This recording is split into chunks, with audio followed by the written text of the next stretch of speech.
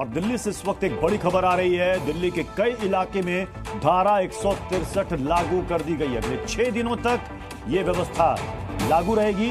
Delhi police commissioner ने इसके आदेश जारी कर दिए। धरना प्रदर्शन को लेकर पाबंदी लगा दी गई है। पुलिस को अलर्ट रहने के भी निर्देश दिए गए हैं।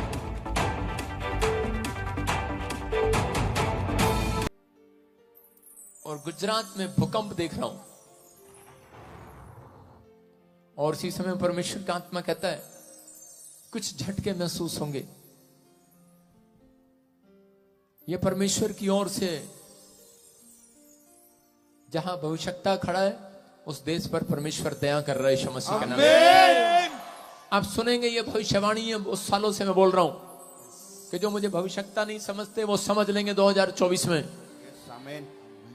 जिनकी आंखें बंद हैं उनकी खुल जाएंगी। आमीन। बहुत सारे देश की इकोनॉमी डाउन होगी, आर्थिक तंगी आएगी। यूएसए में वहां के राष्ट्रपति को हटाने के लिए बातें चल पड़ेंगी, प्रॉब्लम्स आएंगी। एक देश ऐसा बम गिरेगा तबाह हो जाएगा। 2024 मार्च के बाद प्रधानमंत्री मोदी फिर एंट्री मारेंगे। अबलबा शबलबा बलबा शबलबा। एक पूर्व साइड में एक पुल, बहुत बड़ा बांध गिर जाएगा, 80 से 100 लोग वहीं मर जाएंगे। बहुत सारे लोग, इंडोनेशिया चेतावनी दे रहा हूं तुझे यीशु मसीह के नाम में, मेरे अंदर से होकर, कि छोड़ दो वो लाइन। परमेश्वर का आत्मा आगाह कर रहा है। चाइना मजबूत होने की स्थिति में हो जाएगा। चीन और यूएसए का मुंह लाल हो जाएगा। इसका मतलब है कि मैंने देखा दर्शन में कि वो लाल हो रहे हैं, पीले हो रहे हैं, काले हो रहे हैं, क्योंकि वो लड़ रहे हैं आपस में और काफी प्रॉब्लम्स को उन्हें झेलना पड़ेगा। जो स्पिरिचुअल का नाटक करते हैं, अंदर कुछ और बाहर कुछ, प्रॉब्लम्स आएंगी।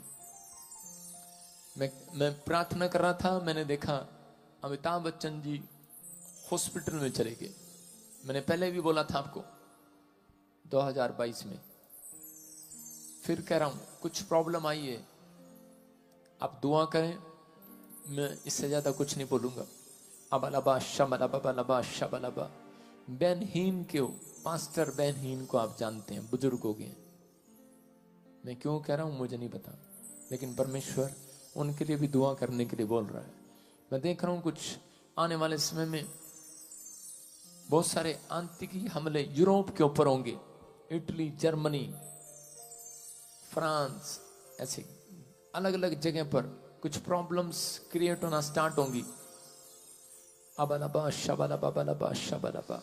पवित्र आत्मा कह रहा है कि लेकिन जो लोग इस बात को अमल कर लेंगे कि मैं 2 टाइम सुबह प्रार्थना करके 2 टाइम बाइबल पढ़ के घर से निकलूंगा, परमेश्वर का आत्मा कह रहा, उनका एक भी बाल, सिर का बाल बांका नहीं होगा। याद रखना, गॉड आपका फेवर करेगा इन सब बातों में।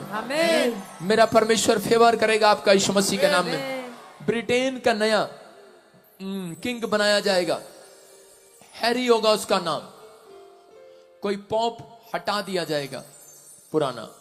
मैं फिर कह रहा हूं कि पवित्र आत्मा बात कर रहा है जिनके नाम ANRSGHPKL से, R से, ND से, D से, आपके ऊपर कोई भी पुराना कोर्ट केस होगा, आप जीत जाएंगे यीशु मसीह के नाम। आपका फेवर करेगा परमेश्वर। 2024 आपके लिए आशीष भरा उनके लिए मैं कह रहा हूं जो जिन्होंने बुराई करना छोड़ दिया, चुगली करना छोड़ दिया। परमेश्वर का आत्मा कह रहा है ये साल आपके लिए तैयारी का साल होगा। कुछ चीजें आपको दिखाएगा। कई जगह ठंड पड़ती होगी, वहां गर्म हो जाएगा। पहाड़ियां बर्फ की पिघल जाया करेंगी। आप कहेंगे यहां तो ठंड थी, कुल्लू मनाली हम ठंड मनाने गए थे, वहां गर्मी लग रही है। आपको मौसम के क्लाइमेट चेंज होते नजर आएंगे। जो आप सोच रहे हैं वो नहीं होगा। कई जगह पर आपको सूखे की गुड न्यूज मिलेगी। इसको बोलते हैं गुड न्यूज। जिन लोगों ने पानी को वेस्ट किया है, पानी की कदर नहीं किया, वो लोग देखेंगे पानी की प्रॉब्लम को, किल्लत को। अबलबा शबलबा।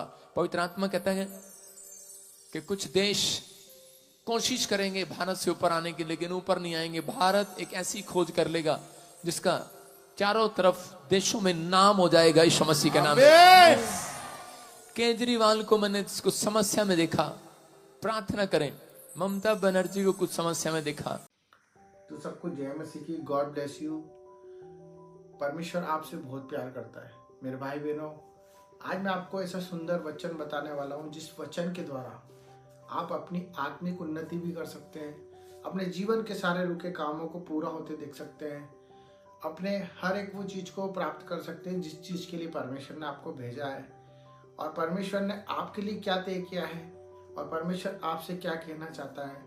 इस वचन के द्वारा मैं आपको बताना चाहता हूँ, क्योंकि आप जो रोगों में पड़े हो, बीमारियों में पड़े हो, जो लाचारी में पड़े हो, आज इसी वचन के द्वारा आप छुटकारा भी पा सकते। उस वचन को मैं पढ़ता हूँ जो कि है लूका की किताब में 10वें अध्याय के 9वें पद में, जहाँ परमेश्वर हमसे कहता है कि देखो मैंने तुम्हें सांपों और बिच्छुओं को रोंदने का और शत्रुओं की सारी सामर्थ पर अधिकार दे दिया है। तो परमेश्वर हमसे क्या कह रहा है कि देखो मैंने तुम्हें सांपों और बिच्छुओं को रोंदने का और शत्रुओं की सारी सामर्थ पर अधिकार दे दिया है। Right, hallelujah. परमेश्वर ने हमें सांप, बिच्छू और सारे शत्रुओं पर अधिकार दे दिया है, रोंदने के लिए अधिकार दे दिया है। तो इस बात का अगर हम मनन करें तो परमेश्वर हमसे कहना चाहता है कि उसने हमें सारे अधिकार हमें दे रखे हैं। अगर हम वचन से घोषणा करेंगे अपनी उन परेशानियों के लिए, उन बीमारियों के लिए, उन कर्जों के लिए, उन लाचारी के लिए, उन जीवन में रुके हुए कामों के लिए, अगर हम उन शत्रुओं के लिए, उन बिच्छुओं के लिए, उन सांपों के लिए जो आपके कामों को रोक रहे हैं, आप घोषणा करें इस वचन के अनुसार, आप आत्मिक आशीष के साथ साथ अपने बंद दरवाजे भी खुलते देखेंगे, क्योंकि परमेश्वर ने आपके लिए सारे द्वार खोल रखे हैं। उसने पहले ही जगत से ऐसा प्रेम किया कि अपने इकलौते पुत्र को दे दिया, और उस पुत्र के साथ साथ हमें अधिकार भी दिया है। अगर आप अधिकार को नहीं जानेंगे तो आप पीछे ही रह जाएंगे। आप मसीह होने के बाद भी मसीह नहीं कहलाएंगे, क्योंकि शैतान आप पे अधिकार रखेगा। मेरे भाई बहनों, उसको अधिकार मत करने दो। उसका कोई अधिकार नहीं है हम लोगों के ऊपर, हमारे शरीर के ऊपर। हमारे ऊपर केवल एक ही का अधिकार है, वो सच्चा परमेश्वर। तो आप भी अपने अधिकार का यूज़ करें और अपने पड़ोसी के लिए, अपने घर वालों के लिए, अपने लिए वो घोषणा करना चालू करें जो आप चाहते हैं। आप जो चाहते हैं वही आपके लिए होगा, क्योंकि परमेश्वर का वचन ये कहता है कि जैसा तेरा विश्वास वैसा तेरे लिए होगा।